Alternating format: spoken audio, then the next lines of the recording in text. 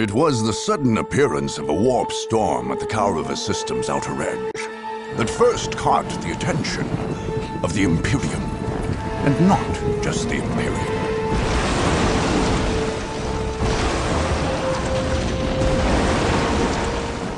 After hundreds of years under the neglectful watch of the Imperial Guard, nearly every force in the galaxy would descend upon the planets of Kaurava, bent only on domination and victory.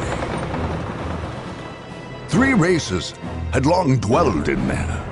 The Imperial Guard, its supposed rulers, the Ork tribes of Kaurava II, which the Guard had never successfully put down, and the Necron, who had slept undisturbed for untold millennia beneath Kaurava III. Where the Chaos Marines came from, or how, none can say. Did the Warp Storm bring them, or did they bring the Warp Storm? Both appeared suddenly on Kaurava IV, and in an eye blink, half the system's Imperial forces were gone, killed or claimed by the madness of chaos. In quick succession, the others flocked to Kaurava. The Space Marines, the Imperium's super soldiers, descended on Kaurava II, planning to finally cleanse the system, both of the troublesome Orks and the Chaos Marines, the sworn mortal enemies. The DOW appeared next, not far above, on one of the planet's moons. In the interests of protecting its ordered empire from the effects of human folly, the DOW came seeking to contain the Warp Storm, and in so doing, expand the territory's border. On their moon, they built a mighty fortress, and there forged a space cannon capable of interplanetary devastation. Among the wastes of Kaurava III, the Necrons, perhaps awakened by the disruptive forces of the Warp Storm, slowly massed their lethal legions.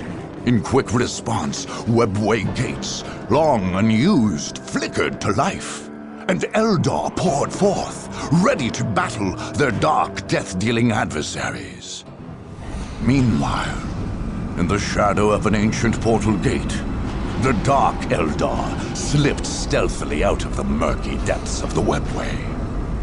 They would be like carrion birds, flying above the battlefield, and when all were weary from the fight, make the battlefield into a feasting ground. Last to arrive, and perhaps most to be feared, were the Sisters of Battle, holy maidens and bearers of the God Emperor's faith. They had come to cleanse the system of corruption and filth. Their faith left them fanatical, unafraid of death and zealous in their cause. Nothing here was clean. All must be purged. Now, war rages anew, and only the victorious may write their history. Only the victorious will claim the planets of Kaurava.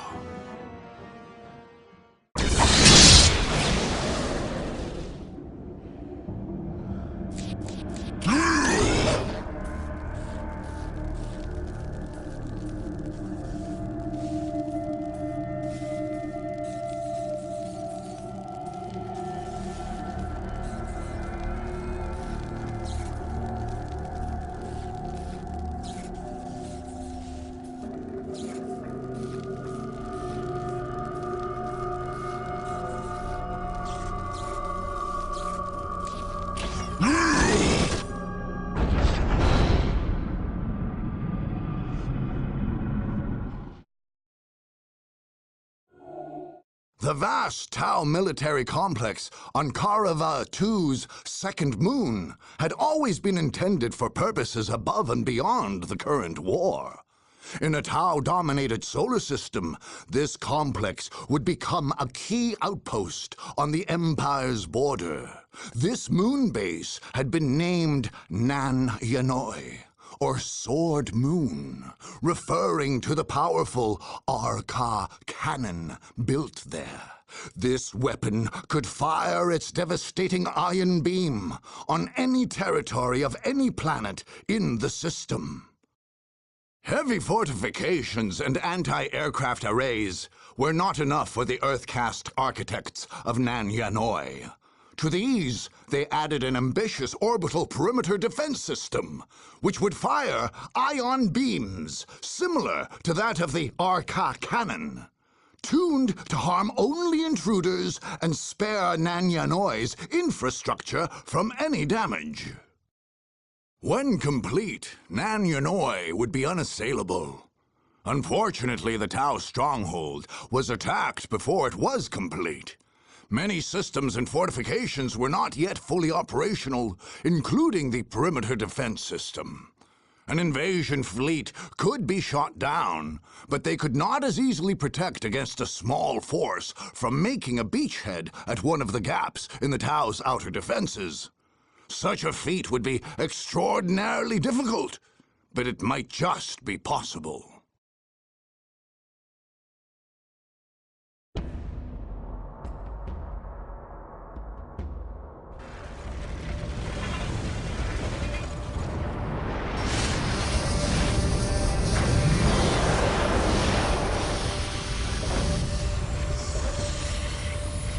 We welcome your gracious presence, Aun Royu. I see that our Earth-cast engineers have made splendid progress in constructing the Nan Yanoi base station. Yes, Your Eminence, it is nearly complete. There are only a few gaps remaining in our perimeter defenses, and they are heavily guarded until our orbital defense system is fully operational. Setting stabilizers. Ready to fire. Excellent. And this Arca cannon you have built, quite a marvel, as I understand it. Indeed. From this moon, we can fire on any habitable territory in the Kaurava system. Do you wish to inspect it yourself? It harms only advanced life forms, thus avoiding damage to structures and plant life.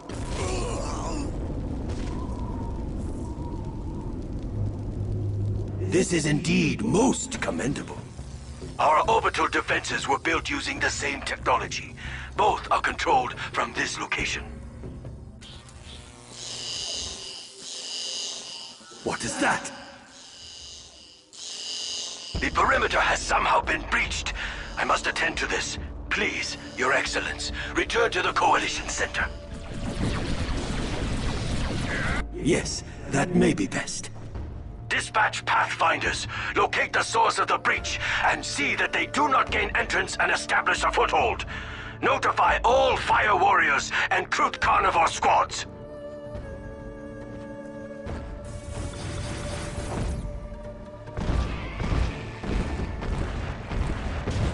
Let us hope that our defenses are strong enough to hold them.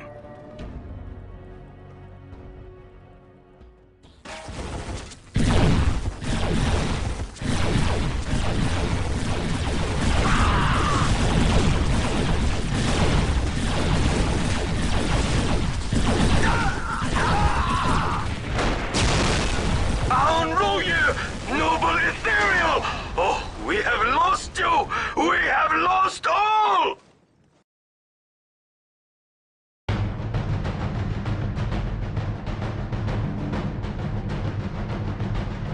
The warlord Gorguts took it as a personal affront that the Tau had chosen a base of operations on the moon directly above the Ork enclave in the Rockclaw Mountains of Kauravatu.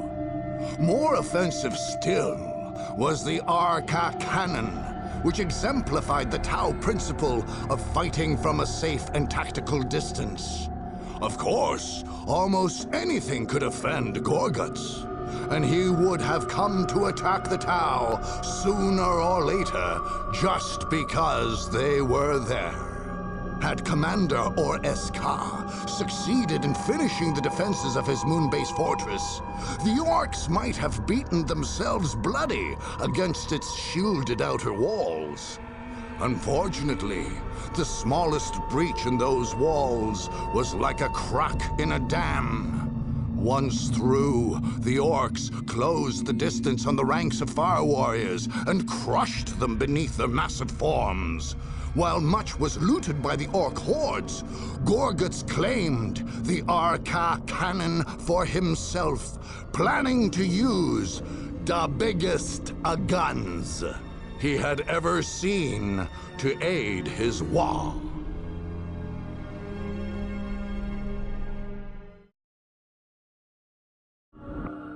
The Blood Ravens had learned the value of speed and mobility through hard battlefield experience. Force Commander Boreal, who had studied under the famed Commander Angelos, sought to make his reliance on stationary defensive structures as small as possible. Therefore, rather than build up the Space Marines' Central Command, entire companies were reserved in the fleet above Kaurava II. These would be ready to deep strike with deadly speed into any territory, including the Blood Raven's own headquarters. If attacked by an enemy, drop pods would cover the Marine stronghold in a steely, thunderous hail, swarming the Space Marines' enemies with super soldiers and dreadnoughts. Force Commander Boreal was sure of his plan. His greatest weapon was, after all, the superiority of the Space Marines themselves. Who could weather such a rapid and devastating defensive tactic?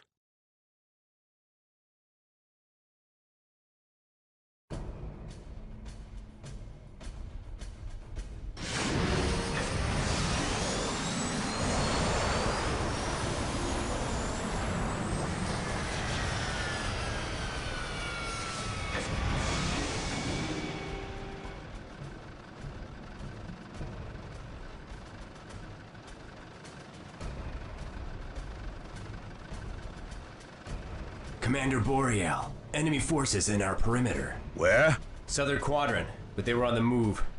Current location unknown. There is no time to be lost. Battle, brothers! Space Marines, today the enemy is at our door. We know our duty and we will do it. We fight for our honor as Blood Ravens, as Space Marines, and we fight in the name of the Emperor. And if we die this day, we die in glory. We die heroes' deaths, but we shall not die. No, it is the enemy who will taste death and defeat. As you know, most of our battle brothers are stationed in space, prepared to deep strike. Our perimeter has been prepared in the event that our enemies should be so bold and so foolish. We have placed numerous beacons, allowing for multiple, simultaneous, and devastating defensive deep strikes.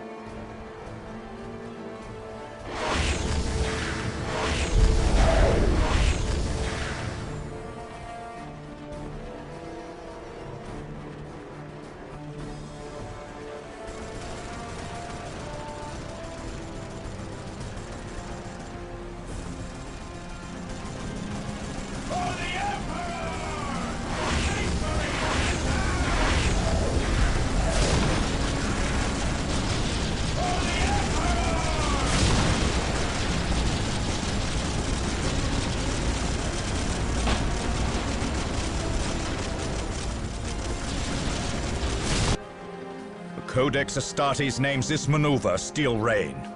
We will descend upon the foe. We will overwhelm them. We will leave none alive. Meanwhile, our ground forces will ensure the full defense of our headquarters. We are the Space Marines. We are the Emperor's Fury.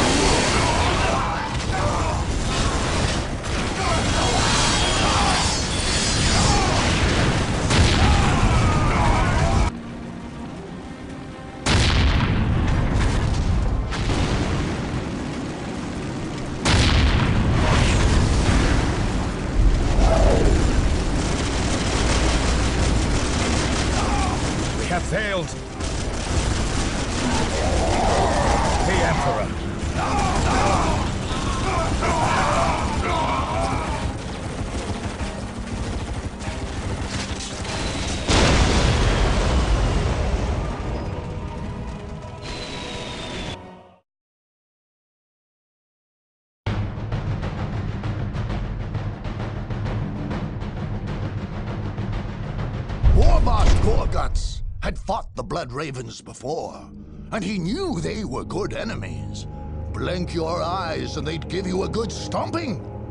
This time, though, he figured it was them that had blinked, and him and his boys who would be doing the stomping. Still, when the war reached the northern reaches of Kaurava too, those Blood Ravens put up a right good fight, and tore up plenty of orcs before Gorguts closed in and squashed them good. Those boys that made it took plenty of trophies and skulls, and the mechs got their green paws on plenty of the humans' gear. Those orcs that had shown the greatest bravery and skill that day were granted a true honor, promotion to Gorguts' elite personal guard.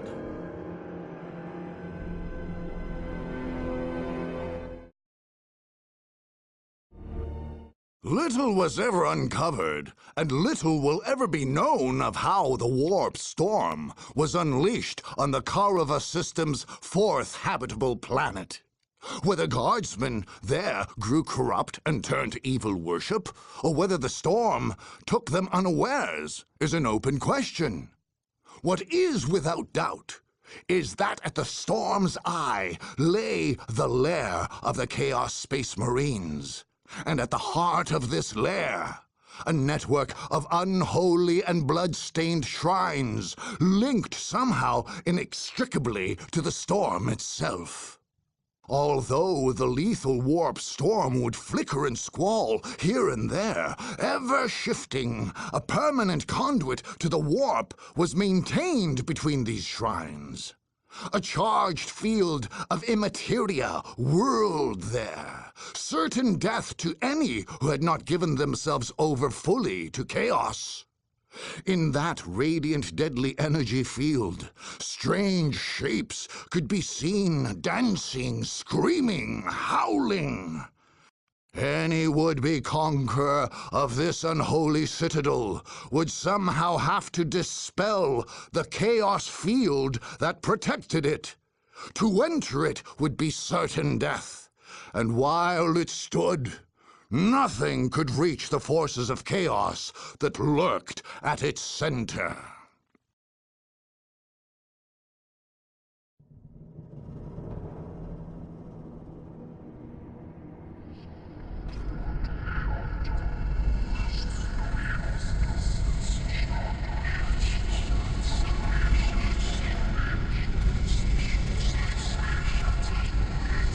They come! They come! Yes, we feel them. They approach. Their blood shall flow at our feet. Blood for the blood god! Yes, we shall slake our thirst for death, for chaos, for terror, yes! They draw near. Let them come. The very ground will poison you. Demons will appear from the warp when your back is turned. We shall lash out from every direction, and yours shall be the cries of death and horror.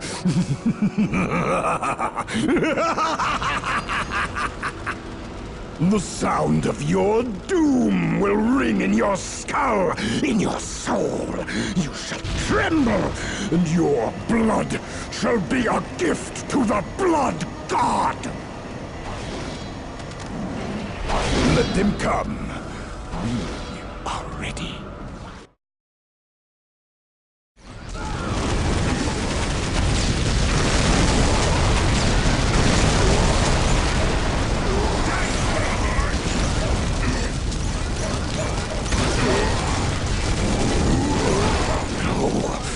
No! We cannot lose! We cannot die! How can we? Without a devotion? Without a sacrifice? Oh, the horrid blossom of chaos will wither! Will die! This world is slipping from our grasp.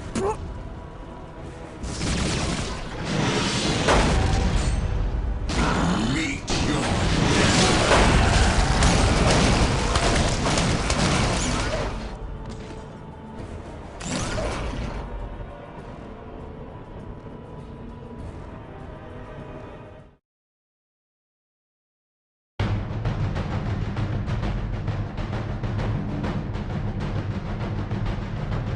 When Warboss Gorguts set his sights on Karava 4, he knew that sooner or later he would square off against the Alpha Legion. By and large, the Great Orc did not pay much attention to the subtle differences between the different human armies. But he knew the Chaos Space Marines under Chaos Lord Faravius Charon wielded great powers, and so was eager to test the strength of his orc hordes against such a foe. The greatest challenge for Gorgut's army was the unnerving face that the legions of chaos present to their foes. What the Alpha Legion had in horror and the dark powers of chaos, the orcs made up for in sheer numbers, size, and strength. When the battle was won, Gorguts allowed the Calraven boys to loot their skull trophies, weapons, and other prizes, while a giant Wa banner was planted where once a chaos vortex had been.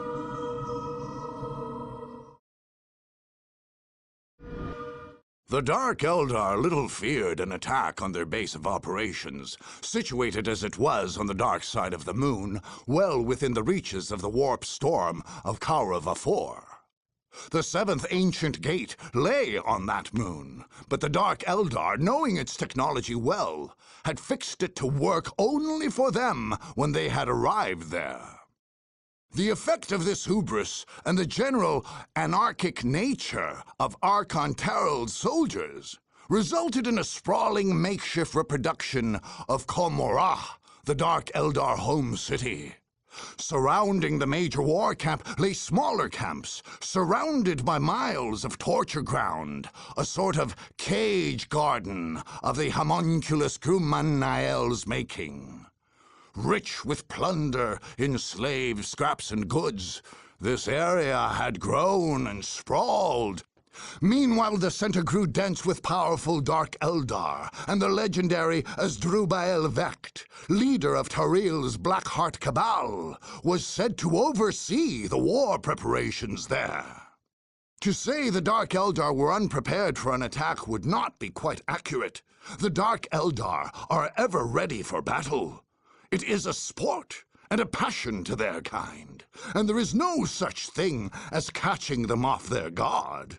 Nonetheless, the miles of torture gardens were poorly attended at best, and full of prisoners, many still capable of turning against their captors. For an attacker, there was a faint glimmer of hope.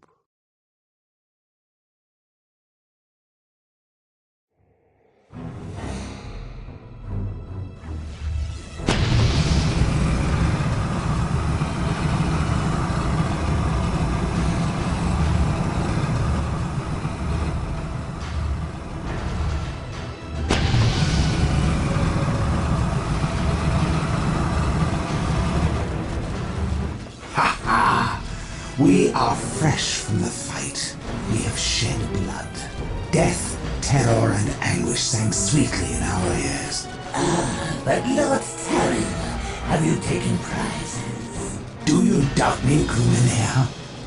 Many prisoners were taken. We have our tribute to Komorah, and many left over from your safe chambers and your torture grounds. Come, Archon! Come to my torture grounds. We win and lose. But always richer. Richer with slaves and spoils. Indeed, we shall be well respected and rewarded when we return to Komorah. When we return, if we return. Return the victors. Return the vanquished. My grounds, where screens are flowers and pain in their fragrance. A fine nest we have. High upon the cliff, hard to see, hard still to reach. Will they reach this nest? Will they take away my garden? Are you questioning my right to lead? My inevitable victory? I am the deadly shadow and the bird of prey. I am the poisoned dagger that brings swift death. These crude and foolish armies know nothing of strategy. If they see a wall, they attack it. If they see an army, they charge at it. They will be too busy with each other to notice us. Or if they do, it will be too late. Worry not. And it is of no matter, we keep a keen watch. If an army approached, surely we would see it coming. Then we would tear it to pieces.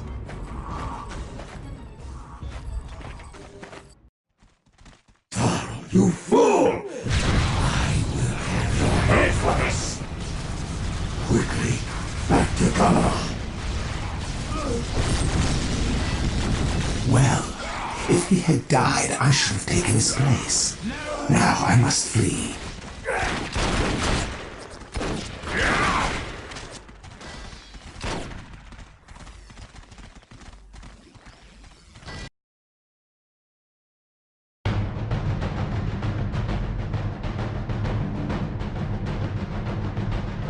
By the time that war boss Gorguts, avalanching War, rescued Lacunae, there was little that the Dark Eldar could have done to defend themselves or escape with their lives.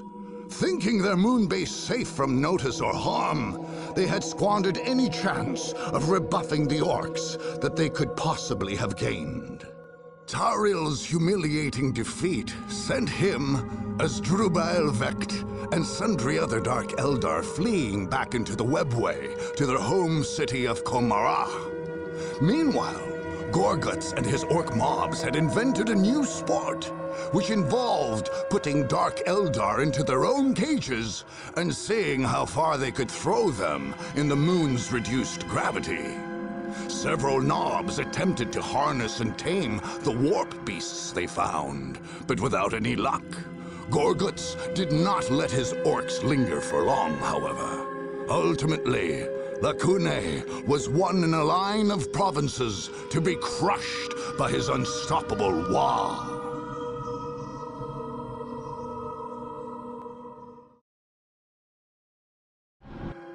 It may never be known what first awakened the cold legions of the Necron from their vast burial vaults in the southern coast of Kaurava III. Archives suggest that Imperial Guard survey crews may have been dispatched to coastal Imosa several months before the conflict. Others point to the strange and unknown influence of the warp storm, which could somehow have roused the deathless Necrons from their slumber. Out of the dry Imosan sands, an ancient complex emerged. Part burial ground, part power plant, part staging ground. As builder scarabs removed sands and restored structures to power, its clean-cut, symmetrical, and lifeless form emerged. It pulsed with the green glow of the strange power which fuels the Necrons. Vast reserves of it. Enough to drive an endless stream of monoliths and Necron soldiers. Anyone foolish enough to assail this unearthed necropolis would do well to heed that flow of energy. It is the source of the Necron's power, and if unchecked, there is little limit to what strength Necrons could marshal against their foes.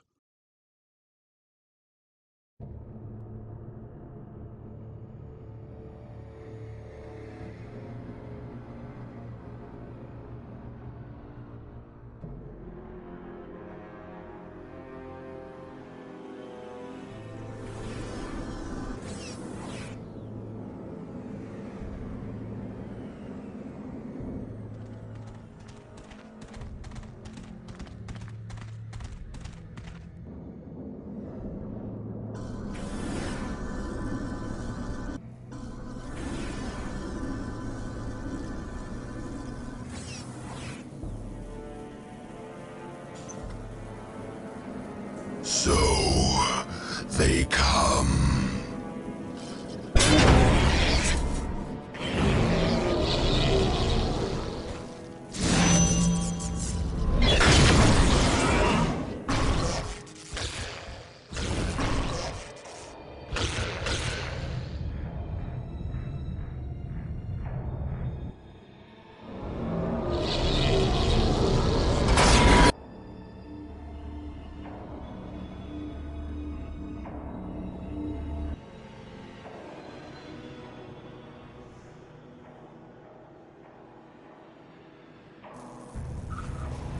Awake.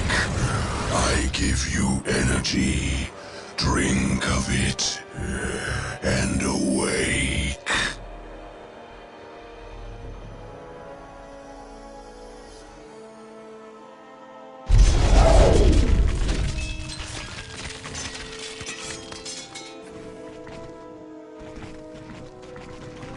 They shall meet their ends. They shall join the army of death.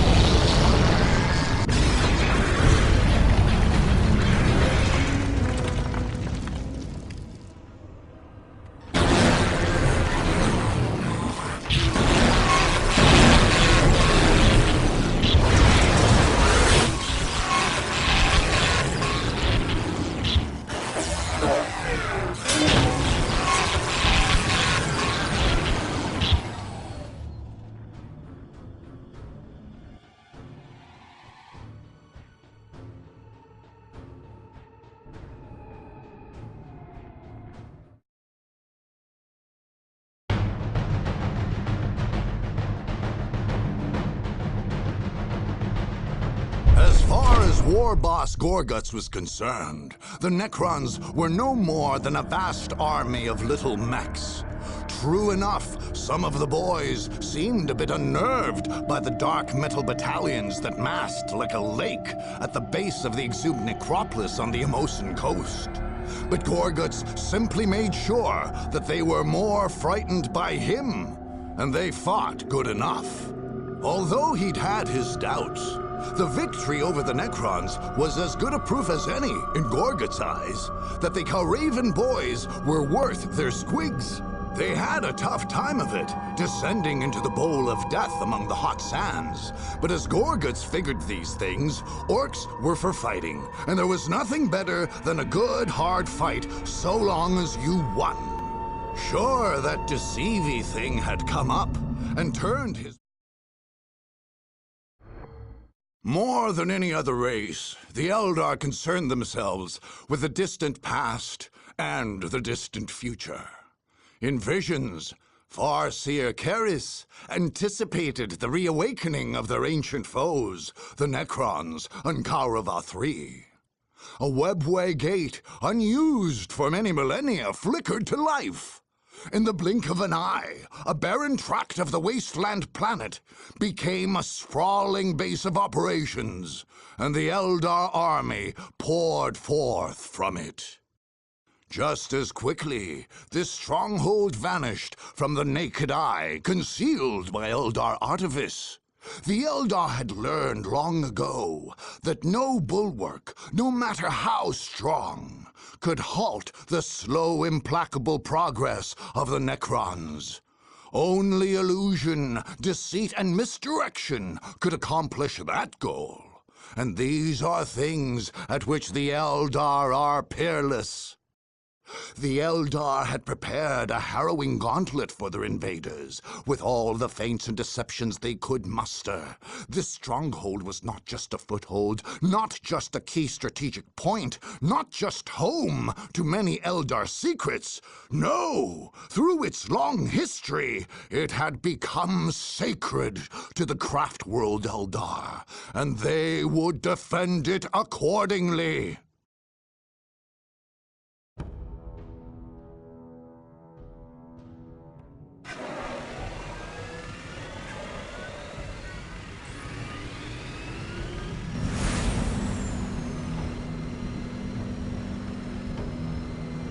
They approach. We are prepared. Yes, Farseer, but Yes? must we fight? We shall fight. They must never suspect.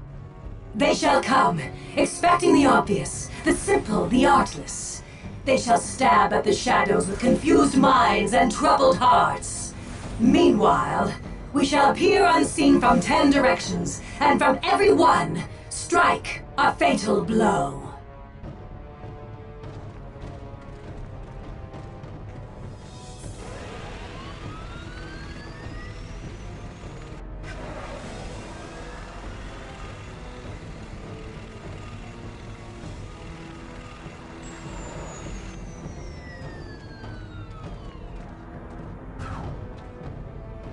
Do you know the history of this place, which we call Esselir Talith and the young races call the Upper Wastes?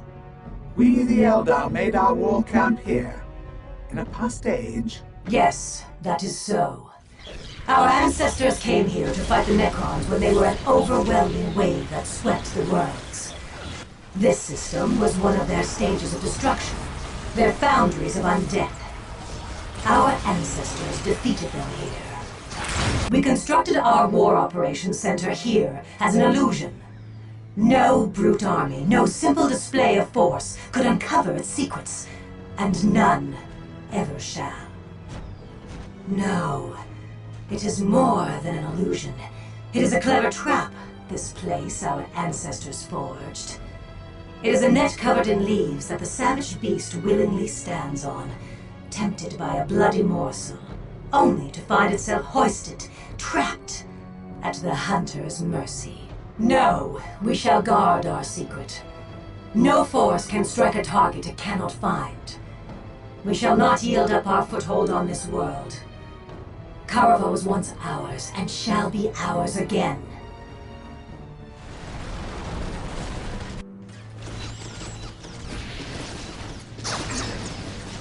We came here long, long ago.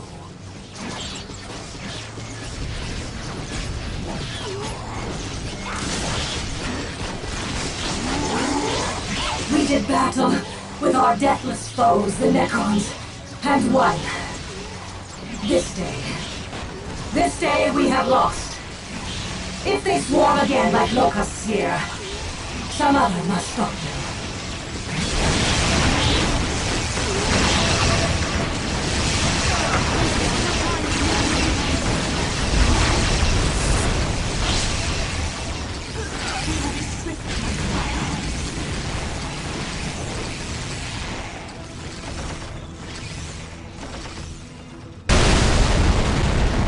For we shall be gone.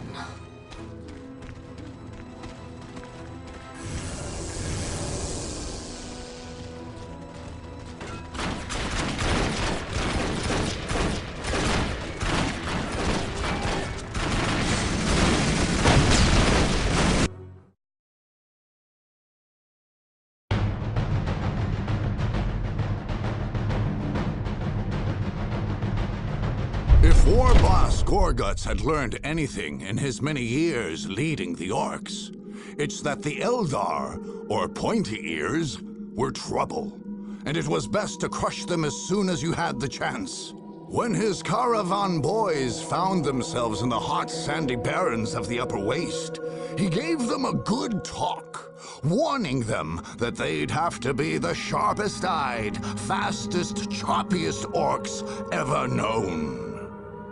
While it might not be said that the Orks anticipated every move of the quick-witted and devious Eldar, they certainly proved that Orkish strength and resilience could stand up to any such trickiness. Pressed hard by the avalanche of Orks, the Eldar fought frantically, and then, overwhelmed, succumbed. The fact that some Eldar, including the Farseer carries, were able to retreat to their last webway gate before the advancing Orks troubled Gorgutz very little. He had won. The Orks scoured the area, uncovered the many caches and depots hidden within the stronghold's grounds, and smashed a great deal of it with triumphant enthusiasm.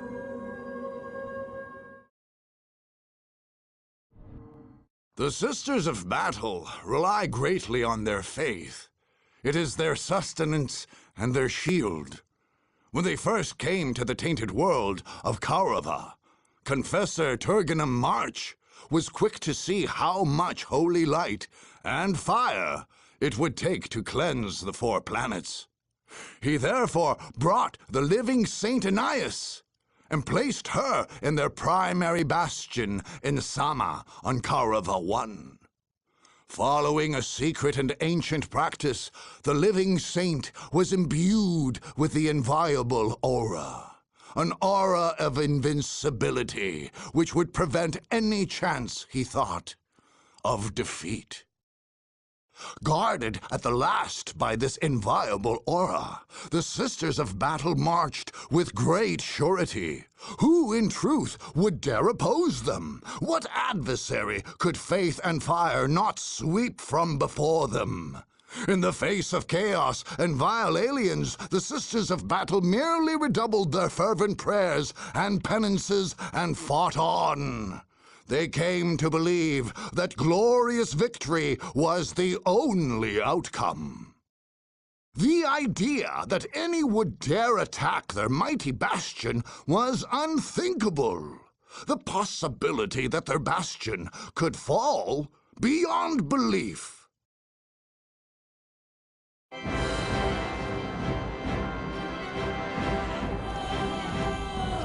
Good, she comes. Sisters, the living holy saint of the Emperor, Saint Anais, scourge of heretics.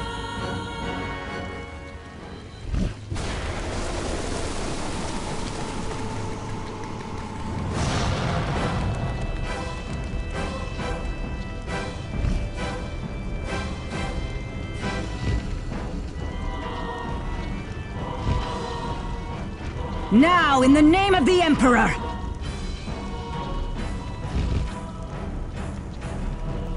Good. There, it is done. May the Emperor's blessing carry us on to victory, sisters! We thank you, honored martyr. So... it is true, then. These blessed shrines will confer invincibility? Indeed. Within each shrine lies a true and sacred relic of the ecclesiarchy. Now that the edifices have been blessed by a living saint, they confer upon her the inviolable aura, as scribed and fervently mastered by the great ecclesiarch Jonasiah Vuonis. And wherever she goes, no harm may befall us? Precisely. Neither our persons nor our belongings.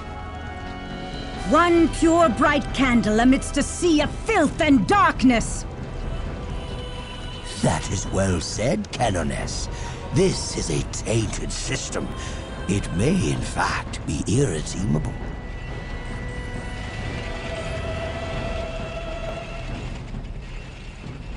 Then we shall purge it with fire. I have yet to find a cinder that was not faithful in its praise of the Emperor.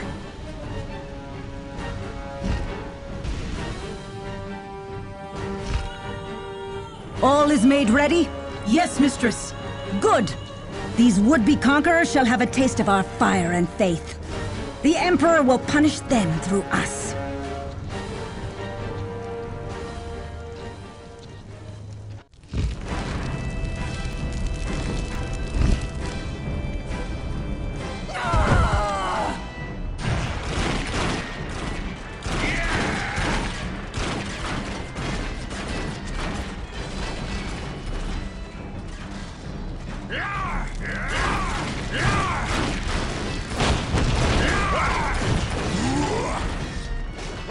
Sisters, we must go as martyrs! We must go in flames!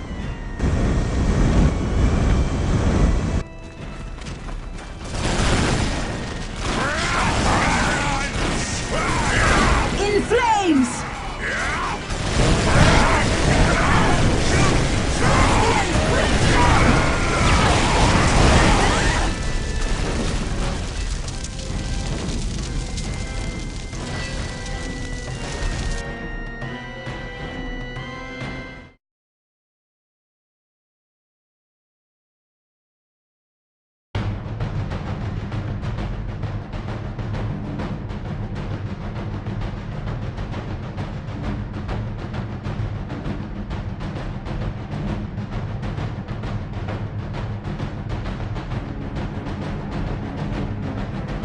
On the day that the Orc army smashed the Sisters of Battle, War Boss Gorguts saw such things as he had never guessed could fight under the banner of the Imperium. Although they were no Orcs, they had fought heartily enough, and he was not sure that they were any less burny than his burniest boys. He suspected that they even had their own form of Wa. Although anyone knows you can't have a Wa without proper banners. Gorguts and his elite guard claimed many trophies from the gear of the Sisterhood, being a type of human soldier they had heard of, but never before encountered. For years to come, the formidable war boss was obsessed by the winged flight of the living saint, who had fought him, going so far as to ask his best mech boys to see about making him wings of a similar kind.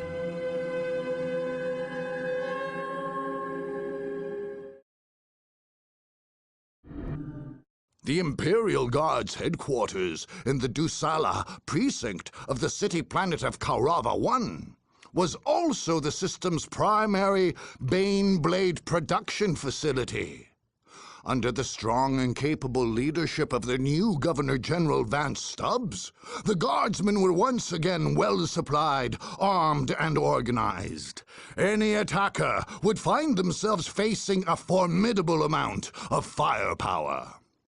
Since the outbreak of the Warp Storm on Kaurava 4, the Imperial Guard had known a humbling series of setbacks. Losing a full 3/4 of their fighting men was just a start. General Stubbs was determined to triumph in the face of this and all other adversity.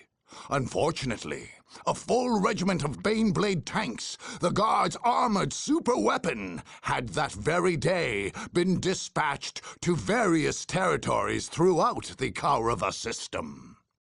The Dusala Precinct headquarters was thus left without a single Baneblade to its advantage. But they had their factories. Repair parts, munitions, and operating crews were moved via a system of convoys to the centrally located Mars pattern buildings, which produced the tanks. These convoys, then, were to be the Imperial Guard's weakest link, and also their greatest hope.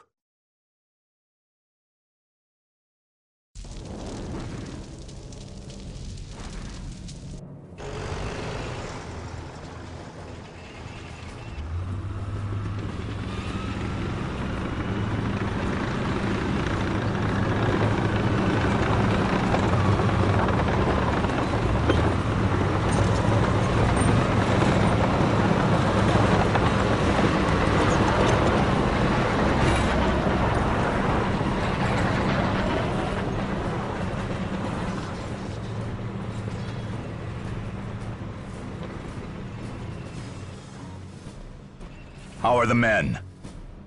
Tolerable, sir. Morale? Good at Central, poor in the front. Casualties? The same, sir. Firing squads? 20 today, 12 for cowardice in the line of duty. Baneblade production? Tank crew, munitions and parts are arriving by convoy on schedule, sir. As you know, it takes only the most highly trained crew to properly operate a... I know. Very good, General. How many do we have on hand? Unfortunately, sir, A shipment of 100 Baneblades has just gone out to serve. I see. Look at this. Once this was a fine city, gleaming beacon of the Emperor's light, a center of industry. Now look at it. Commissar, I would like to see this city built up again. I would like to see towers and spires of gleaming white. I would like to see our men on parade routes, not tours of duty. I would like to see every city in this planet, every colony in this besotted, miserable system turn to the service and industry of the Imperium in the Emperor's name. In the Emperor's name, sir. But to see my dreams fulfilled, first we must wipe the system clean of these blasted Xenos and heretics and monsters and zealots. And to do that, this base, our center of command, must operate free of danger or harassment. Our troops are ready. Our tanks and our sentinels. And if the Emperor wills it, we will have functioning Baneblades. Tell me, Commissar, are we prepared? Or will we be lambs taken to slaughter? Well, we'll do what we can and pray for victory. The enhanced Basilisk cannon has been prepared by our tech priest engineers, has it not? It can be fired at will. Very good, General.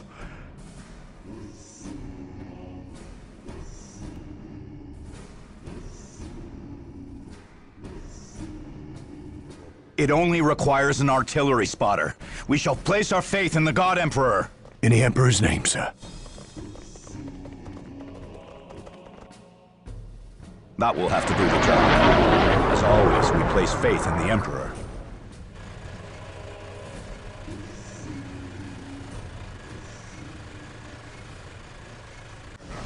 This is what we like best!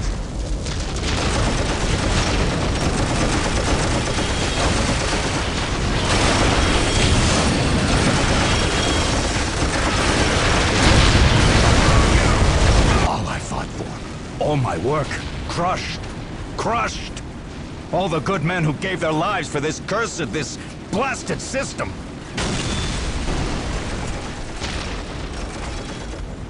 Though my army lies in ruins today, I have not done fighting, and I will remember who my enemies are.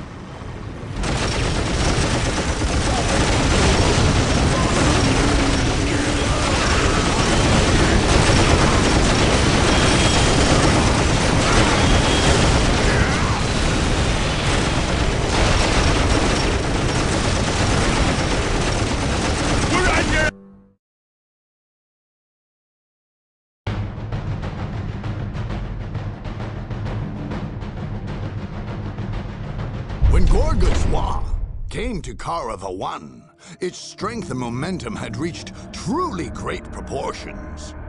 For a brief moment, the thick, tiered defenses and heavy munitions of the Imperial Guard's stronghold threatened to stall, or worse yet, break the warlord's orcish avalanche. And although the pink skins put up a good fight and cost Gorguts many an orc, finally, they were stomped flat. This was the first victory the old Kaurava orc clans had ever achieved on the city world of Kaurava I. The great victory provided a huge morale boost to the entire orc army, and many Wa banners were spontaneously raised there, in Dusala and across all their Kauravan territories. But few orcs were happier than the mech boys, who, in conquering the Imperial Guard's stronghold, laid claim to a vast array of tanks, guns, and other spoils to be modified for orc use. Gorguts mechs even managed to turn some of the Imperium's war factories to their use, promising readier and cheaper garrisons across Kaurava.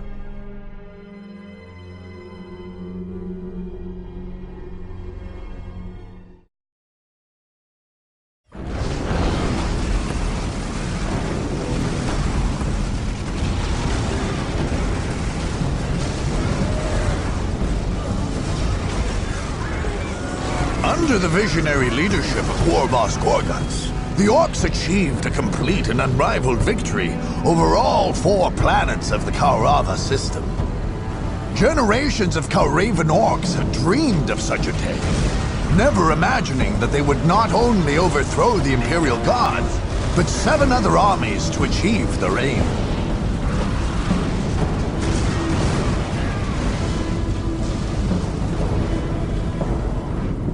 All Kaurava was soon overrun and teeming with orcs. A phase of wild looting and pillaging was followed by orc settlement, wherein clans laid claim to entire territories at a time. Without the watchful eye of Gorguts, however, all this would have ended in confusion and petty clan warfare.